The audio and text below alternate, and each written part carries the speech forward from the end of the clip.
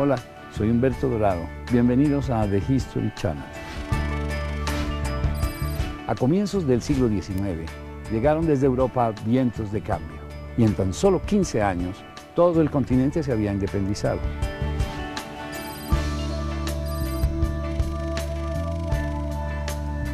Pero más allá de lo que cuentan los libros o lo que muestran los museos, siempre hay relatos escondidos, historias ocultas en la jungla de cemento. Y hoy vamos a descubrirlas.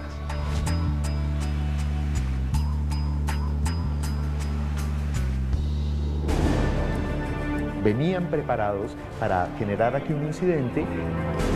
El 7 de agosto, el Libertador da la orden al general Santander, al general Anzoátegui, que marchen y den batalla. Es la generación de letrados los que realmente toman el liderazgo. En esta Constitución se establece la figura de la monarquía siempre y cuando Fernando VII viniera a reinar entre los cundinamarqueses. Le ofrece unas monedas de oro para que lo deje escapar y Pascasio se niega. Finalmente se enteran de que es Barreiro, el comandante de los ejércitos realistas. Aparentemente tomó uno de sus cálculos y se quedó con él. En una gran arenga que hace Nariño, sorprende nombrando al Nazareno como generalísimo de los ejércitos.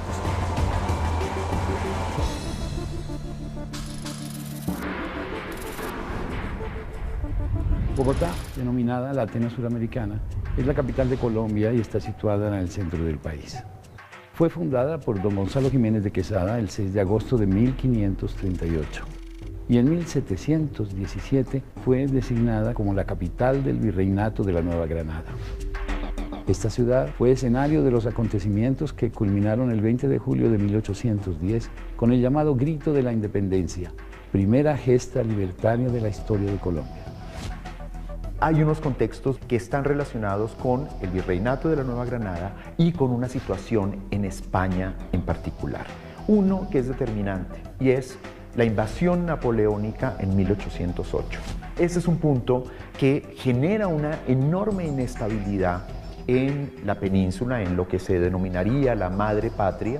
Eso también le permite a la gente que vivía en este territorio comenzar a pensar en una serie de circunstancias que, si bien inicialmente no conducían a una independencia absoluta, sí comenzaban a sentar unas bases de unos movimientos un poco de autonomía. En un principio, si bien se pensó en mantener esa fidelidad al rey, inclusive respondiendo a los enviados que vinieron de España a hacer las ceremonias de juramento al monarca, de otro lado, se fue siguiendo el ejemplo también y la discusión en cómo el poder entonces estaba en el pueblo y ahí es donde aflora y se afianza el sentimiento de autonomía. El mensaje era que a un rey ausente el poder volvía al pueblo y eso genera unas circunstancias también políticas de creación de unas juntas de autonomía, de una serie de movimientos que también tuvieron un efecto en las colonias en ultramar y que fueron ya una base ligada naturalmente a estos otros dos referentes que planteaba inicialmente, Revolución Francesa y la Revolución Americana, que generaron como el caldo de cultivo de lo que ya luego sí sería una independencia absoluta. En este observatorio, Francisco José de Caldas y otros revolucionarios se reunieron para trazar el plan que terminaría con la convocatoria de un cabildo abierto, todo lo cual tuvo como protagonista a un florero. Los criollos comenzaron a reunirse para discutir sobre la suerte del virreinato y la de sus propios destinos. Decidieron que había que presionar al virrey para que convocara a un cabildo abierto, pero antes debían asegurarse de tener al pueblo de su lado. Para eso idearon un plan y eligieron una fecha para llevarlo a cabo, el 20 de julio de 1810. Aquí, donde se ve esa ventana, fue el lugar donde se hicieron las reuniones secretas para cuadrar todo el complot para hacer el grito de la independencia. Se precipitan estos hechos con los planes que se trazan en la noche del 19 de julio en la reunión en este observatorio astronómico, obedeciendo a que el día viernes era día de mercado en la Plaza Mayor. Se asignaron papeles, quién iba a hablar con el virrey, a pedirle que convocara un cabildo y que permitiera la participación de otras personas. Él se negaba a ello. Habría otros personajes que tenían encomendado pasar a un sitio para provocar una reyerta. Esto que a veces se toma con ligereza como algo que fue fortuito, no lo fue así. Hay todos los testimonios históricos que nos muestran cómo se habían implementado varios planes. Uno primero era acercarse a la tienda de José González Llorente, que era una tienda estratégicamente ubicada en una casa de esquina sobre el marco de la Plaza Mayor, y Luis Rubio es el encargado de ir a pedir un prestado, un florero, un ramillete, como también se dice, para adornar la mesa del enviado de España, que era don Antonio Villavicencio. El plan era que González Llorente se negara a prestarles aquel supuesto florero. Esto iba a ser tomado como una agresión por parte de los criollos, y como Llorente era el comerciante español más importante de Santa Fe, provocarlo a él sería como provocar a todos los españoles que apoyaban al virrey. González Llorente contesta: no me gustaría prestarlas porque la he prestado en demasía y si la sigo prestando se va a deteriorar. Entonces esto causa una reacción de los criollos, en las cuales le dicen: bueno, pero ¿cómo así que usted no está dejando o no nos está prestando un objeto para la visita de Villavicencio? Y hay dos versiones. La de los criollos, que dicen que González Llorente se manifiesta muy displicentemente frente a los criollos, dice: me cago en Villavicencio y en los criollos, lo cual genera una indignación y entonces genera lo que puede ser como la disputa y la reyerta.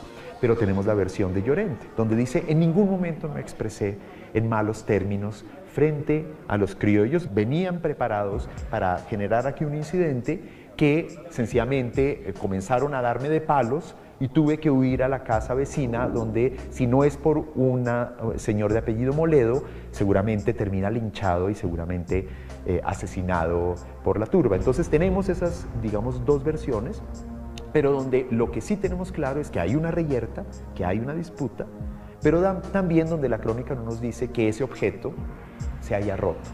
Ya armada la reyerta interna del local, se saca a la calle, se empieza a gritar contra los españoles, y ya estaba dispuesto cómo debían distribuirse dentro de la gente que estaba en el mercado para gritar los vivas y los abajos, y entonces prender el polvorín que se sentía que debía haber con toda esta gente en la plaza. Finalmente, a las 6 de la tarde se instala el cabildo, que termina luego en proclamarse como una Junta Suprema y firmar un acta, lo cual se hace a la madrugada del día 21. Ya al amanecer de este día se logra que las tropas que antes obedecían al virrey ahora juraran lealtad a la Junta que acababa de constituirse. Si bien no hay dudas de que en aquel 20 de julio se abrió el camino hacia la independencia, lo que aún no está claro es cuál fue el destino de aquel objeto histórico que fue utilizado como excusa para desatar los acontecimientos. Si uno mira el recorrido de ese objeto, sabemos que aparece en 1810, desaparece durante unos más de 50 años, reaparece como una pieza que llega a manos de un pintor y él dice: decido donarlo al ya creado Museo Nacional. Y entrega esa pieza, que es certificada además por una persona que era un joven que fue testigo de los acontecimientos en 1810, que para nuestra historia es muy importante, el pintor José María Espinosa, que dice: doy fe porque el objeto tenía en su base la firma de José González Llorente, tenía un papel con la firma de José González Llorente. Sin embargo, con ese periplo, la investigación sobre el objeto ha sido casi nula. Al comenzar sus trabajos, los investigadores se encontraron con muchas más dudas que certezas. Nosotros suponíamos, por ser una pieza tan importante, que todas las preguntas estaban resueltas, y resulta que no se había hecho nunca una investigación para entender esta pieza tan importante, realmente qué era, dónde fue hecha, quién la hizo, en qué época, qué función tenía, que son preguntas básicas, elementales, y no estaban resueltas. Y todo el relato, en parte, se construyó sobre la base de supuestos y supuestos. Las investigaciones actuales o más recientes con respecto al florero revelan que no podemos establecer que en efecto sea un florero. No hay ninguna prueba de que el objeto como tal o lo que queda de él haya sido en algún punto utilizado como florero.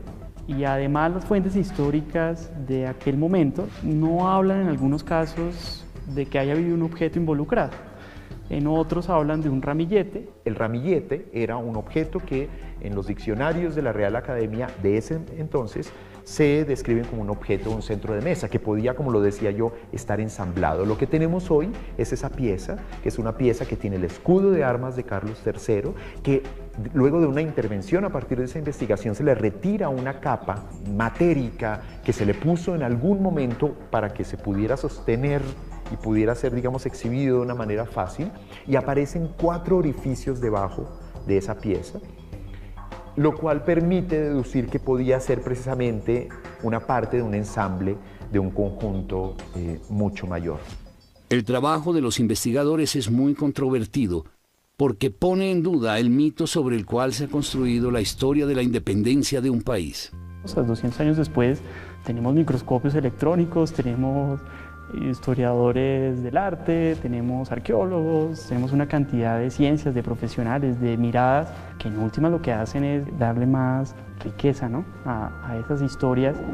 Ahora, eso de pensar y descubrir que el objeto de la independencia, o más emblemático de la independencia, en realidad ya no es el objeto que pensábamos que era, pues es una cosa bastante polémica, ¿no? Porque por un lado, la idea del florero como florero, yo pienso que ya no se puede cambiar. Incluso en el lenguaje aquí en Colombia se utiliza la expresión florero de Llorente como una excusa, ¿no?, como una metáfora para decir engaño o excusa, ¿no?, o complot, ¿no? Y es vincular realmente los hechos, es decir, lo que queda de ese fragmento, de ese objeto, con lo que la gente tiene o construye imaginariamente en su cabeza. Y creo que eso es uno de los, digamos, de los compromisos de la historia, de alguna manera, con la veracidad, ¿no? Si bien existen dudas acerca del florero de la discordia, lo cierto es que este suceso marcó la continuación de una gesta independentista en la región. Este hecho se sumó al proceso revolucionario que también estaba ocurriendo en el Río de la Plata. El 18 de mayo de 1810 se dio a conocer de manera oficial la caída de la Junta de Sevilla. Esa misma noche, un grupo de revolucionarios se reunieron en Buenos Aires para pedirle al virrey Cisneros que convocara urgente un cabildo abierto. Y así comenzó la llamada Semana de Mayo, que terminó el día 25 con la renuncia del virrey y con la conformación de la primera Junta de Gobierno.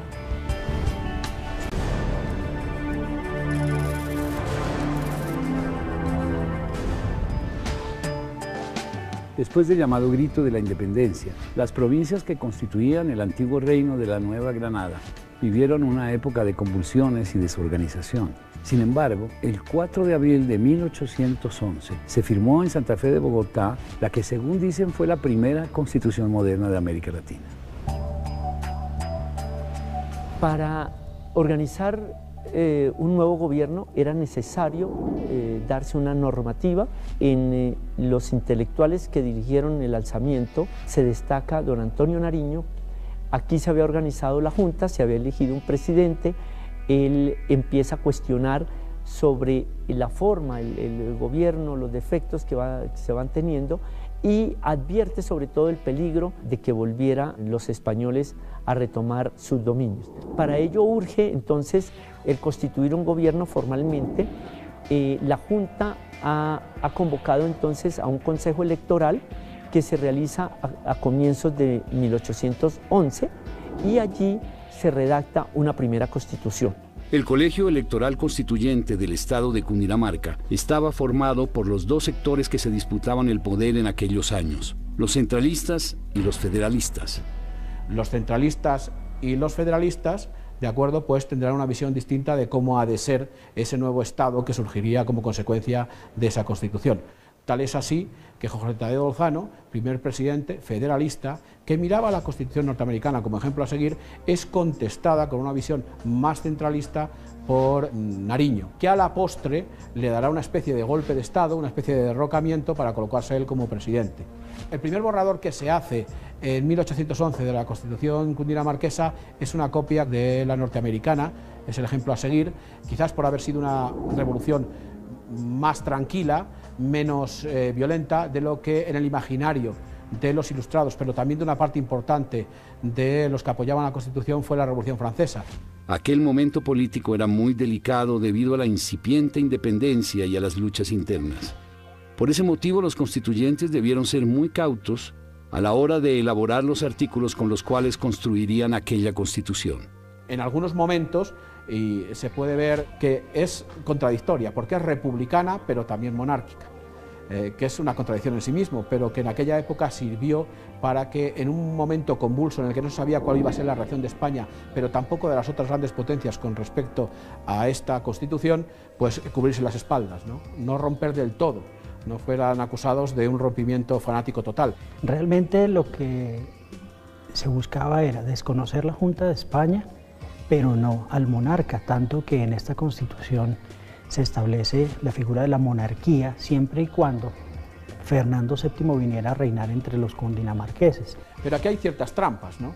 En el caso hipotético de que el rey no pudiera venir a estas tierras, delegaba en un presidente las funciones de gobierno. Este sería Jorge Tadeo Lozano como primer presidente. O sea que en esa Constitución se sabía que el rey no iba a venir. Aún así no había rompimiento total con España. Y mientras esto sucedía, el vizconde de Pastrana, Jorge Tadeo Lozano, primer presidente también de la independencia, fue objeto de burla por parte de algunas publicaciones que se hicieron en Cartagena, quienes hablaban de el Jorge Tadeo I de Cundinamarca. Esta Constitución contenía además algunos artículos que aún hoy llaman la atención si se tiene en cuenta la época y el contexto en el que fue promulgada. Había división entre los tres poderes del Estado. Se reconocía la religión católica como la religión del Estado. Y eso, a pesar de que había una parte importante de los signatarios de la Constitución que eran masones, ¿no? Además marcaba algunas limitaciones al rey, ¿no? Pues se decía que no podía nombrar a un tercero él de manera unilateral, o que no podía abdicar en otro personaje, no podía hacerlo. Abolía todos los títulos del monarca español. No podía ni siquiera Fernando VII llamarse Fernando VII de Castilla e Indias, como era su título oficial, ni tener en consideración los títulos históricos de la corona española, es decir, rey de Jaén, de Algeciras, de Sevilla, sino únicamente denominarse rey de Cundinamarca. Sin embargo, lo que pocos saben es que la de Cundinamarca fue la primera constitución de Hispanoamérica. Es la primera constitución de América hispana, porque desde el punto de vista cronológico así lo es, e incuestionable. Recordemos que es incluso anterior a la famosa Constitución española de 1812.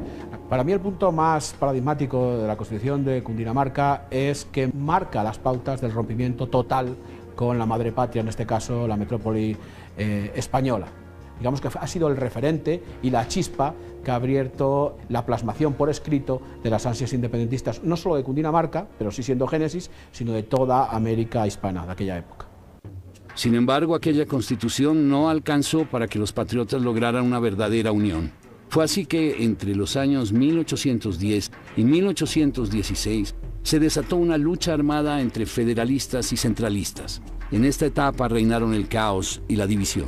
De lo que se trató ese periodo es de un periodo de un poco de confusión ideológica, un poco de confusión en el ámbito político. ¿Cómo entender uno la Primera República o la llamada Patria Boba? Aunque algunos historiadores hablan de la mal llamada Patria Boba. Tenemos que entender primero, es un término que no fue acuñado por la historiografía, como muchos han de pronto malentendido. El término obedece a una publicación, La Bagatela, de Antonio Nariño, donde se refiere a ese periodo de 1810 a 1816 como la Patria Boba. Obedece también a que se fueron a las armas, unos contra otros, centralistas contra federalistas. Es la generación de letrados los que realmente toman el liderazgo, quienes a su vez no tenían experiencia en administración del gobierno ni habían proyectado cuál sería el sistema que se iba a instituir, sino que aquí se empiezan a cruzar una serie de intereses de unos y otros de estos criollos y afloran sí esas dos líneas que se conocen como la de los centralistas y los federalistas. Los centralistas, al mando de Nariño, concentraron su poder en Santa Fe de Bogotá, mientras que los federalistas, liderados por Camilo Torres, estaban asentados en Tunja. Lo que pocos saben es que en esta disputa uno de los ejércitos contaría como líder entre sus filas al Jesús Nazareno. Se entra así pues en una pugna interna donde ni uno ni otro cedían y los federalistas buscan entonces tomarse a Santa Fe a finales de 1812, en el mes de diciembre ya la tienen rodeada. Nariño entonces organiza la defensa de la ciudad. Para defender la ciudad, Nariño necesitó reclutar milicianos entre los habitantes de Santa Fe. Entonces recurrió al fervor religioso que estos tenían hacia el Jesús Nazareno. Él, que era amigo de los frailes agustinos, le solicita en préstamo esta imagen y la saca a la plazuela que había frente al templo en una gran arenga que hace Nariño. Entonces sorprende nombrando al Nazareno como generalísimo de los ejércitos. Le colocan una chaqueta, le colocan sus charreteras y inicia una procesión y en todo el trayecto se fue sumando la gente con palos, con fusiles, con cualquier elemento contundente que les permitiera sentirse armados. Las tropas santafereñas derrotaron el 9 de enero de 1813 a las tropas federalistas. Ese triunfo fue capitalizado por Nariño, atribuyéndoselo a la intervención del Nazareno, y le otorgó Nariño, condecorándolo con la medalla militar como el generalísimo de las tropas libertadoras. Que es ahí donde empiezan a hacer la relación entre Cristo y los ejércitos de Nariño. Nariño en esa batalla tenía todas las de perder. Era mucho más fuerte y mejor organizado el ejército de las Provincias Unidas. Sin embargo, ante una derrota que era esperada y que no sucede, empiezan a buscar, por supuesto, explicaciones. Y una de esas explicaciones empieza a ser de carácter milagroso.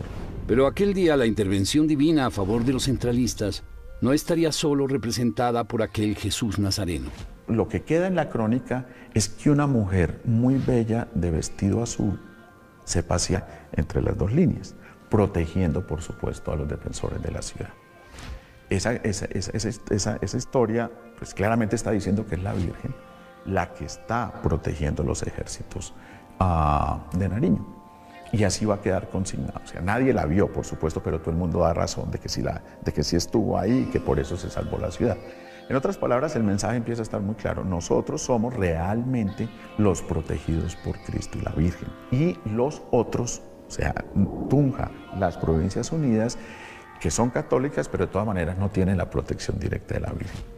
Lo que pocos saben es que el deporte también tuvo su lugar durante aquellos años difíciles, pero no fue utilizado como una estrategia para la guerra, sino para la paz. Se cuenta que a una de las cosas que se acudió fue a realizar un partido de turmequé entre centralistas y federalistas como una fórmula pues, de llegar a decidir un enfrentamiento de ideas, entonces de definirlo por un partido de turmequé que hoy se conoce como el tejo, que está declarado como el juego nacional de Colombia. Entonces la gente siente que bueno, que si en el juego se encuentran y se pueden hacer las paces y con una apuesta se pueden definir las cosas, pues ¿por qué no acudirlo a ello, ya que de otra manera no se puede y más bien evitar el costo de vidas? Sin embargo, estas luchas internas no cesaron, y cuando en 1815 llegó el gran ejército realista al mando del general Morillo, encontró a sus adversarios divididos y debilitados. En poco tiempo, el virreinato de la Nueva Granada fue reconquistado para España. Mientras tanto, en México, el proceso revolucionario sufría un duro traspié con el fusilamiento de su principal líder, considerado el padre de la patria, don Miguel Hidalgo y Costilla. A las 7 de la mañana del 30 de julio de 1811, el cura Miguel Hidalgo y Costilla es escoltado hasta el sitio de su ejecución. antes de partir al paredón, repartió dulces entre los integrantes del pelotón y les otorgó su perdón. Sin embargo, con su muerte, el movimiento independentista no se apagó y muchos otros patriotas continuaron con su lucha.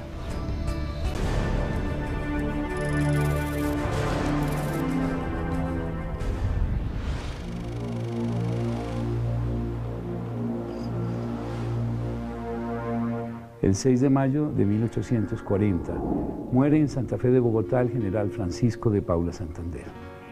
Durante su autopsia le fueron extraídos 20 cálculos de su vesícula. Lo que pocos saben es que uno de los médicos guardó una de estas piedras como recuerdo. Francisco de Paula Santander fue un estadista, revolucionario y político, considerado uno de los próceres de la independencia de Colombia. Fue conocido como el hombre de las leyes y el organizador de la victoria. Hablar del general Santander es hablar de la libertad en América, es hablar de la constitución de un país, de un joven que apenas tenía 27, 28 años y ya estaba pensando en cómo se construía un país, cómo se fundaba una nueva nación. Indudablemente, Santander es una figura también descollante en el proceso independentista colombiano. Refirámoslo con una imagen, la de la entrada triunfal de Bolívar a Santa Fe, luego del triunfo en la batalla de Boyacá, lo hace junto con Santander. Y así como Simón Bolívar es conocido como el libertador, como el gran guerrero, Santander es conocido como el hombre de las leyes y el padre de la nacionalidad. El general Santander organizó de una ley recién hecha, por muy buenos juristas y demás, le entregan una constitución y haga usted de esto una nación. Y lo hizo. La historia de él es la historia de una persona de provincia, nacido en Cúcuta en 1792, de una familia de un notable, porque el papá inclusive había sido gobernador, y gente de cierta alcurnia. A los 13 años, Santander viajó a Bogotá y entró en el exigente colegio de San Bartolomé. Al mismo tiempo que cursaba como bachiller, hizo sus estudios en jurisprudencia. En 1810 ya estaba por recibirse. Cuando se precipitan los hechos de 1810, Santander era un joven estudiante que desde luego hizo parte de todos aquellos jóvenes que salieron a apoyar este derrocamiento de la autoridad española. Sale el 20 de julio de 1810 con el grito de independencia, feliz como un muchacho joven, ¿no? 18 años. Y sale a la plaza a mirar qué es lo que se puede hacer, cómo puedo participar, cómo puedo avanzar en alguna forma esta independencia. En los primeros años, luego de la Revolución, Santander apoyó la causa federalista y colaboró en la guerra contra las fuerzas centralistas de Cundinamarca. Fue herido y tomado prisionero. Sin embargo, Nariño lo liberó y lo envió a servir a Simón Bolívar en la campaña del norte. El proceso para lograr la independencia total y que se organiza en los llanos orientales se da dentro de un entendimiento de Bolívar y Santander. Ahí empieza para mí el Santander organizador. Lo primero que hace es organizar un ejército, por eso se lo considera creador del ejército de Colombia. En 1819, Bolívar se convirtió en el presidente de la Gran Colombia y nombró a Santander como su vicepresidente. Sin embargo, fue Santander quien se encargó del gobierno mientras que el Libertador estaba ausente luchando contra los españoles. Entonces le dice Bolívar a Santander, usted queda encargado de organizar la nación. Y la organizó. A pesar de tener diferentes personalidades, Bolívar y Santander se complementaban. El libertador Simón Bolívar apreció enormemente la labor del general Santander. Comprendió que sin él no hubiera logrado lo que hizo. Y se lo decía permanentemente en las cartas, tratándolo con mucho respeto, pero siempre como su gran amigo. Gracias a la organización que le dio Santander al gobierno, a enviarle más tropas, a conseguirle dinero, inclusive en préstamos internacionales, logró que Bolívar hubiera podido liberar las 5 naciones. Sin embargo, en 1828, ocurrió un hecho que cambiaría para siempre la relación entre Bolívar y Santander. En septiembre de ese año, ocurre un atentado contra la vida del Libertador. Bolívar logró escapar, pero inmediatamente detuvo a Santander y lo acusó de haber ideado esa conspiración. Santander no tuvo nada que ver. Santander estaba ayudando a su hermana en el parto, cuando es arrestado y sentenciado a pena de muerte sin derecho ni siquiera a hablar, que ni siquiera habló. Le hicieron un juicio completamente ilegal, fuera de toda norma jurídica, y entonces lo declararon, lo tenían que fusilar. La Sociedad de Bogotá y, en fin, la misma curia y demás obraron en favor de Santander, y entonces le cambiaron por el destierro. Y ahí es cuando comienza Santander ese periplo del 28 al 32, por toda Europa, pasa a Nueva York, y ya cuando está en Nueva York es cuando le notifica el Congreso de la República que ha sido electo presidente de la República y viene a tomar posesión de su cargo como nuevo presidente de la República y primer presidente electo de Colombia. Y él regresa en 1832. Se inicia el segundo periodo de Santander. Una vez terminado su periodo como presidente, Santander fue elegido para ocupar un cargo en la Cámara de Representantes. Para ese entonces, su salud comenzó a empeorar. Desde hacía un tiempo sufría de unos fuertes cólicos. Su piel tenía un color amarillento y los médicos no lograban descubrir el origen de sus dolencias. Se ve que la enfermedad ya había causado estragos en su organismo, ¿cierto? Después de una discusión muy fuerte en la Cámara de Representantes, ya se va a su casa y empieza prácticamente su agonía.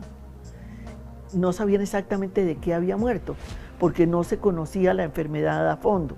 No sabían realmente por qué se morían las personas de unos cólicos tan fuertes, unos cólicos que no lo dejaban ni dormir, ni pensar, ni nada. Así que resolvieron hacerle la autopsia.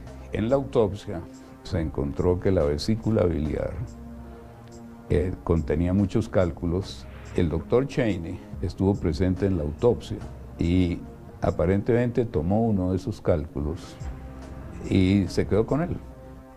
El doctor Cheney no solo era un médico de la alta sociedad colombiana. Se dice que además era un extraño coleccionista de elementos que habían pertenecido a diferentes celebridades de la época. Tenía, por ejemplo, entre sus tesoros, un mechón de pelo de Bolívar. Este doctor era muy amigo de la familia de Narváez y de generación en generación llegó a Ignacio de Narváez, amigo mío, quien me lo obsequió. Llegó a mi casa una tarde y dijo, denme un whisky y te traigo un regalo.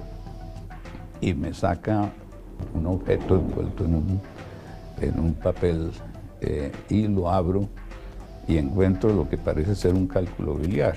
Y ante mi sorpresa me dice, mira, es que este es el cálculo del general Santander.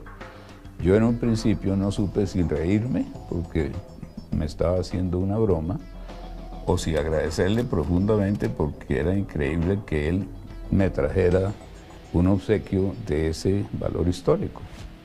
Sin embargo, por su tamaño, muchos dudaban de que aquella piedra fuera realmente un cálculo biliar. Entonces se decidió someterlo a diferentes análisis. Lo llevé al departamento de patología para que se hiciera un informe y el informe decía que era un cálculo biliar fundamentalmente de colesterol con una cubierta de bilirrubinato de calcio. Si no tuviera esa cáscara sería muy fácil destruirlo simplemente entre los dedos de la mano, pero con esa cáscara se vuelve algo así como una piedra. El cálculo que causó la muerte del general Santander hoy se encuentra en la Academia Colombiana de Medicina. Cuando murió, tenía solo 48 años. Lo más importante de Santander es la palabra libertad y orden. Eso es Santander. Orden, según la ley, y libertad del individuo y su participación democrática. Entonces la palabra democracia es la vida de Santander para mí.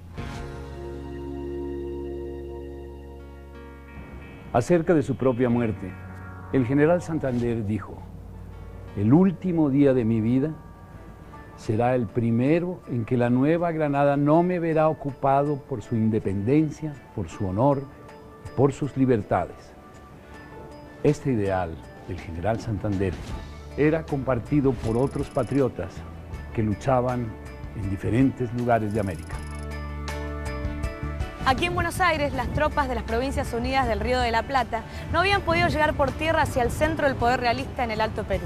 El general José de San Martín propone un plan alternativo: atravesar los Andes, afianzar el dominio sobre Chile y lanzar un ataque decisivo sobre el Perú. El cruce de los Andes es considerado aún hoy una de las mayores hazañas de la historia militar universal.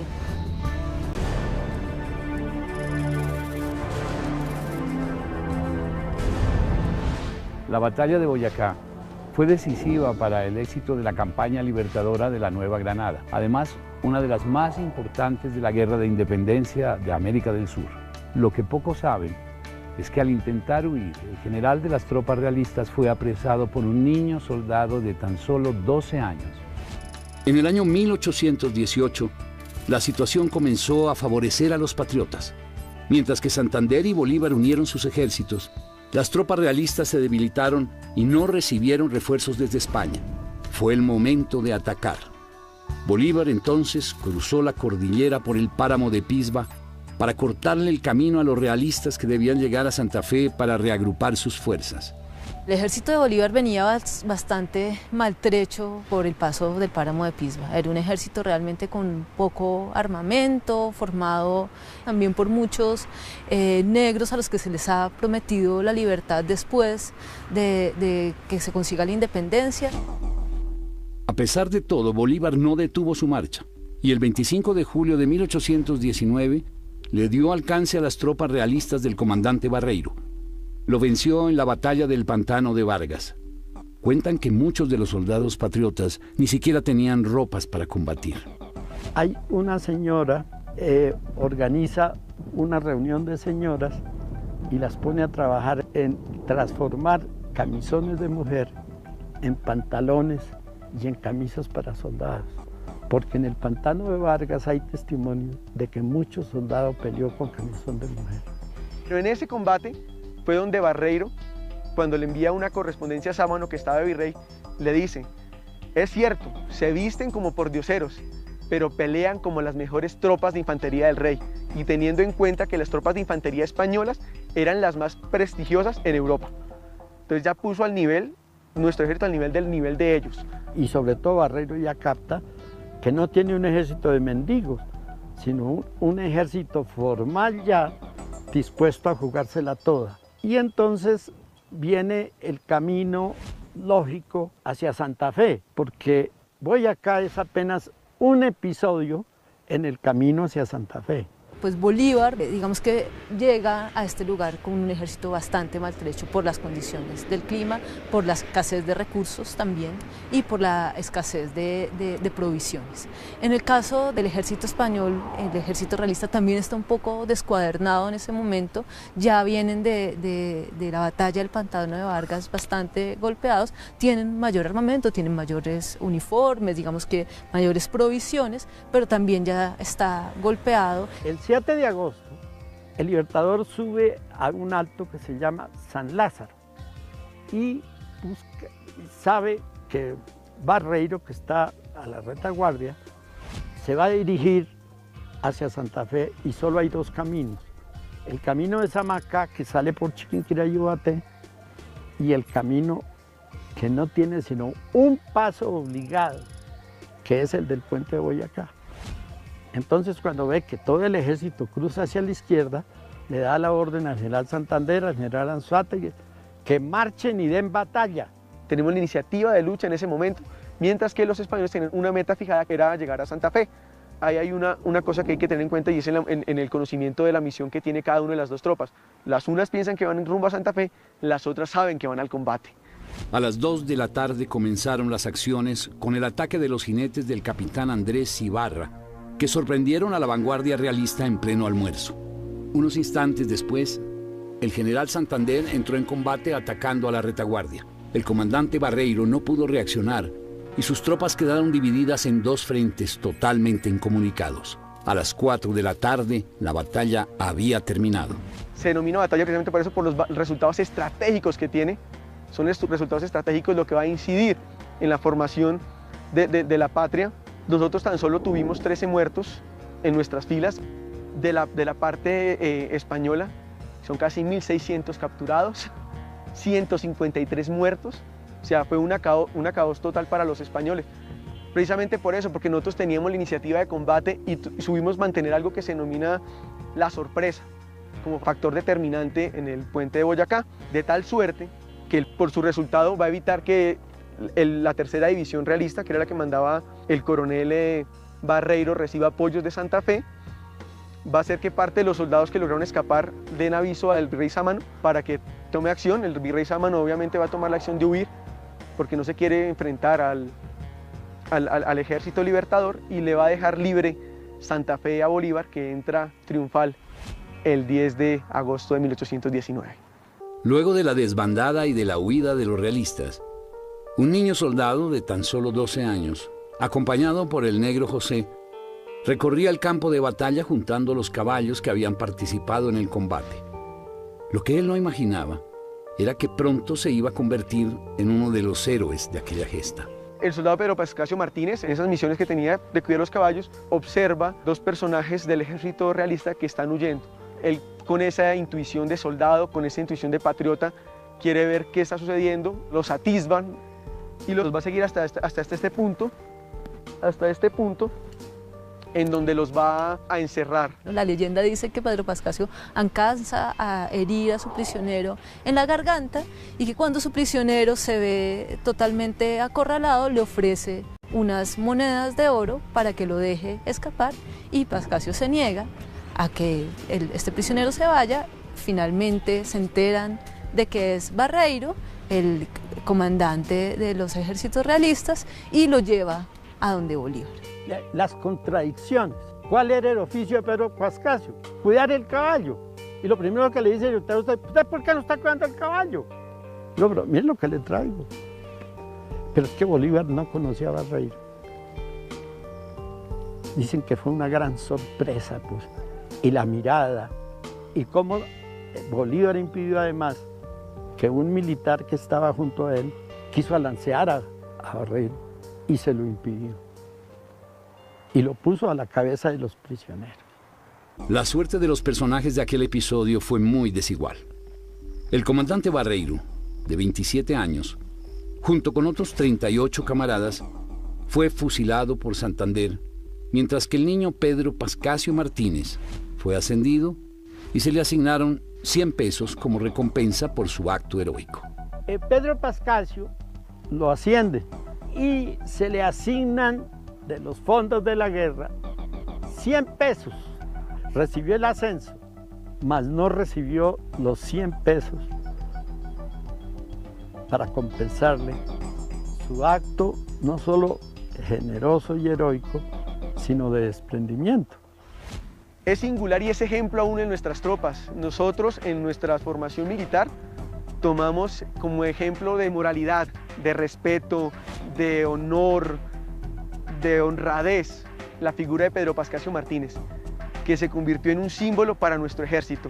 Si no hubiera habido el episodio de Pedro Pascasio Martínez y Barreiro puede llegar a Bogotá, toda la campaña libertadora hubiera sido un fracaso, porque Bolívar hubiera sido vencido por las tropas del virrey en Santa Fe.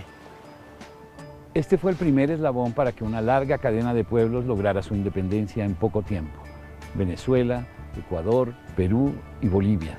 El 7 de agosto, día de la batalla de Boyacá, fue instituido como la Fiesta Nacional de Colombia.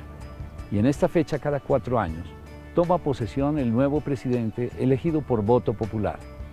Nos despedimos de Colombia y de sus historias bicentenarias.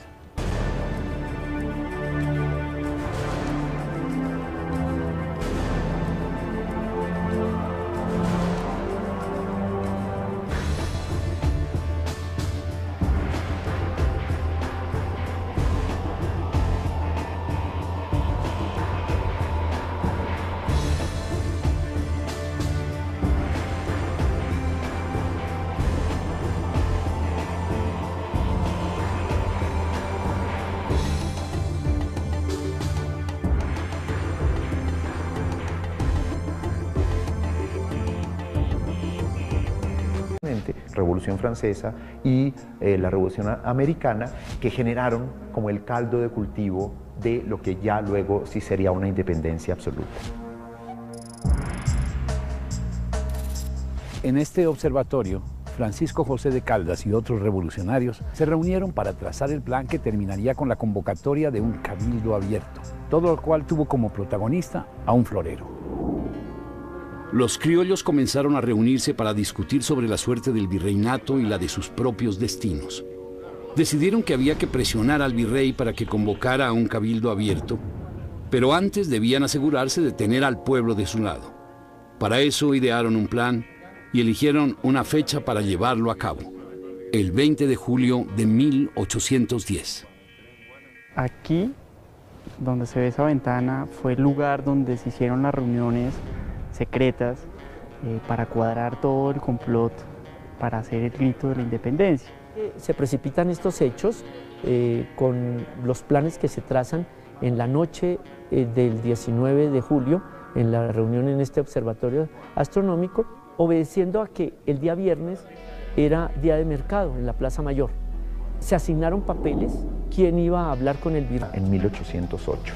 Ese es un punto que genera una enorme inestabilidad en la península, en lo que se denominaría la madre patria. Eso también le permite a la gente que vivía en este territorio comenzar a pensar en una serie de circunstancias que, si bien inicialmente no conducían a una independencia absoluta, sí comenzaban a sentar unas bases de unos movimientos un poco de autonomía. En un principio, si bien se pensó en mantener esa fidelidad al rey, inclusive respondiendo a los enviados que vinieron de España a hacer las ceremonias de juramento al monarca, de otro lado, se fue siguiendo el ejemplo también y la discusión en cómo el poder entonces estaba en el pueblo, y ahí es donde aflora y se afianza el sentimiento de autonomía. El mensaje era que a un rey ausente el poder volvía al pueblo, y eso genera unas circunstancias también políticas de creación de unas juntas de autonomía, de una serie de movimientos que también tuvieron un efecto en las colonias en ultramar y que fueron ya una base ligada naturalmente a estos otros dos referentes que planteaba inicialmente.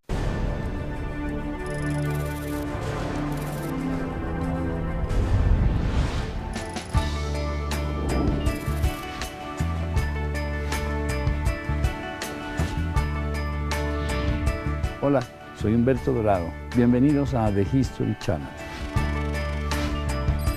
A comienzos del siglo XIX, llegaron desde Europa vientos de cambio, y en tan solo 15 años, todo el continente se había independizado.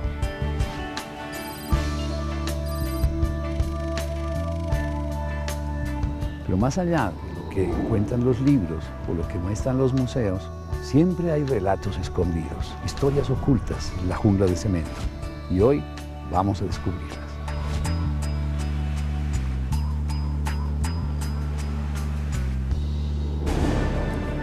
Venían preparados para generar aquí un incidente. El 7 de agosto, el Libertador da la orden al general Santander, al general Anzoátegui, que marchen y den batalla. Es la generación de letrados los que realmente toman el liderazgo. En esta Constitución se establece la figura de la monarquía siempre y cuando Fernando VII viniera a reinar. Rey a pedirle que convocara un cabildo y que permitiera la participación de otras personas. Él se negaba a ello. Habría otros personajes que tenían encomendado pasar a un sitio para provocar una reyerta. Esto que a veces se toma con ligereza como algo que fue fortuito, no lo fue así. Hay todos los testimonios históricos que nos muestran cómo se habían implementado varios planes. Uno primero era acercarse a la tienda de José González Llorente, que era una tienda estratégicamente ubicada en una casa de esquina sobre el marco de la Plaza Mayor, y Luis Rubio es el encargado de ir a pedir un prestado, un florero, un ramillete, como también se dice, para adornar la mesa del enviado de España, que era don Antonio Villavicencio. El plan era que González Llorente se negara a prestarles aquel supuesto florero. Esto iba a ser tomado como una agresión por parte de los criollos, y como Llorente era el comerciante español más importante de Santa Fe, provocarlo a él sería como provocar a todos los españoles que apoyaban al virrey. González Llorente contesta: no me gustaría prestarlas porque la he prestado entre los cundinamarqueses. Le ofrece unas monedas de oro para que lo deje escapar y Pascasio se niega. Finalmente se enteran de que es Barreiro, el comandante de los ejércitos realistas. Aparentemente tomó uno de sus cálculos y se quedó con él. En una gran arenga que hace Nariño, sorprende nombrando al Nazareno como generalísimo de los ejércitos.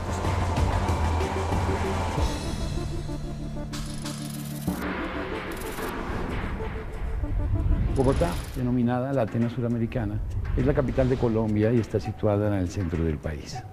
Fue fundada por don Gonzalo Jiménez de Quesada el 6 de agosto de 1538 y en 1717 fue designada como la capital del virreinato de la Nueva Granada. Esta ciudad fue escenario de los acontecimientos que culminaron el 20 de julio de 1810 con el llamado Grito de la Independencia, primera gesta libertaria de la historia de Colombia. Hay unos contextos que están relacionados con el virreinato de la Nueva Granada y con una situación en España en particular. Uno que es determinante y es la invasión napoleónica